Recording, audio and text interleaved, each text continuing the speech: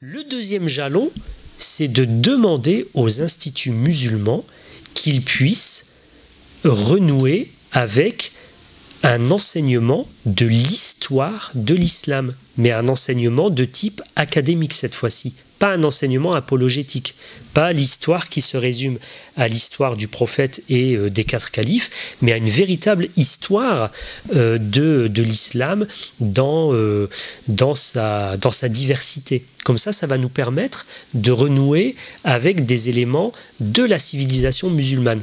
Je vous donne un exemple très simple là-dessus. Entre le 8e et le 11e siècle, la philosophie musulmane, vous savez, il y a tout un débat chez les philosophes et les théologiens musulmans qui s'affrontent sur fond de philosophie grecque, en fait. Il y a les platoniciens, il y a les aristotéliciens, et puis voilà. Il y a la vision du monde chez Platon, il y a la vision du monde chez Aristote, et les philosophes et les théologiens musulmans s'affrontent sur la façon de concevoir le monde. C'est très intéressant. Ça va donner naissance à de la théologie, à de la philosophie, etc. Et parmi les philosophes, on va trouver également des éthiciens. L'éthique. L'éthique, alors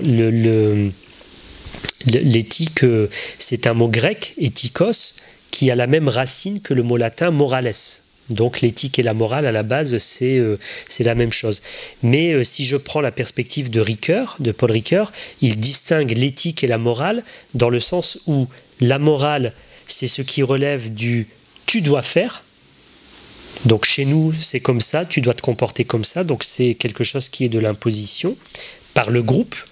Et l'éthique, c'est plus la façon dont l'individu, c'est plus de l'ordre de l'optatif. La morale, c'est tu dois pas. Et l'éthique, c'est est-ce qu'il est bon de faire ça ou pas? C'est pas la même chose.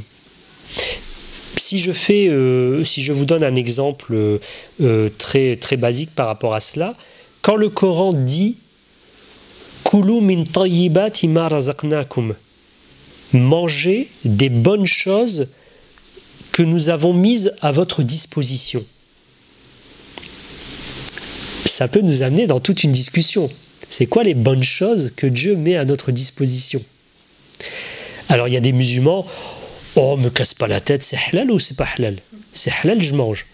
Donc ça c'est le cas d'un musulman qui ne se pose pas de questions au-delà du caractère licite, si c'est dans le cadre de l'alimentation, donc d'un aliment. Il veut savoir est-ce que cet aliment est licite du point de vue des règles de droit. D'accord? Donc c'est le fait que cet aliment ne contient pas de substances qui sont considérées comme étant illicites ou impures, et si c'est une nourriture carnée, qu'elle provienne d'un animal qui a été abattu selon les prescriptions islamiques. Là aussi, il y a tout un débat, quelles sont les prescriptions de l'abattage, mais je ne vais pas rentrer dans les détails. Si je me pose du point de vue de l'éthique, je vais me poser la question, au-delà du fait que cet aliment, en l'occurrence, ne contient pas de substances illicites, mais est-ce que cet aliment a été produit avec une logique équitable, un respect de l'environnement, sans surexploiter le sol, sans pesticides, sans engrais qui sont nocifs, etc., etc. Là, ça nous emmène dans un autre type de discussion. Et ça, en fait, les éthiciens musulmans ont développé, je pense notamment au 9e siècle, au traité de Miskawayh, Al-Farabi également travaillait là-dessus. Miskawayh fait son traité d'éthique.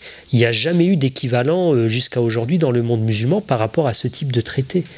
Et ça veut dire quand même que les instituts musulmans continuent à véhiculer un enseignement qui est centré sur la normativité religieuse, ce qui est normal, puisque le musulman doit connaître les préceptes de l'islam. Il veut savoir comment aborder Dieu, il veut savoir comment pratiquer son culte, quelles sont les limites à ne pas dépasser lorsqu'il est croyant, pratiquant de sa religion. Mais cela ne suffit pas pour apprendre et pour pouvoir restituer la profondeur de l'islam.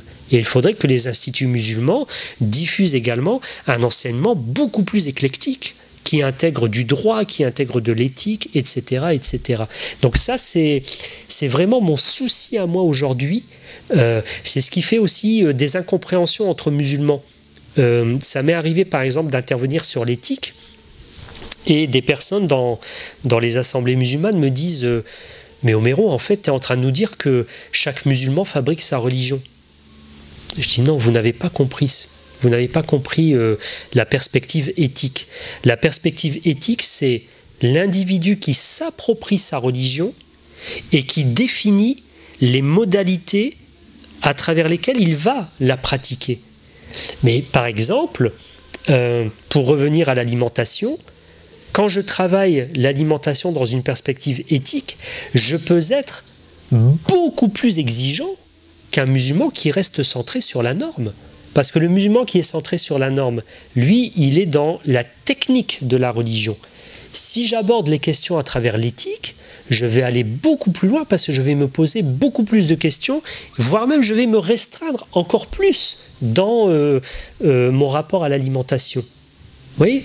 Ce n'est pas ici de dénaturer la religion, c'est d'aborder différemment les questions relatives à notre tradition religieuse.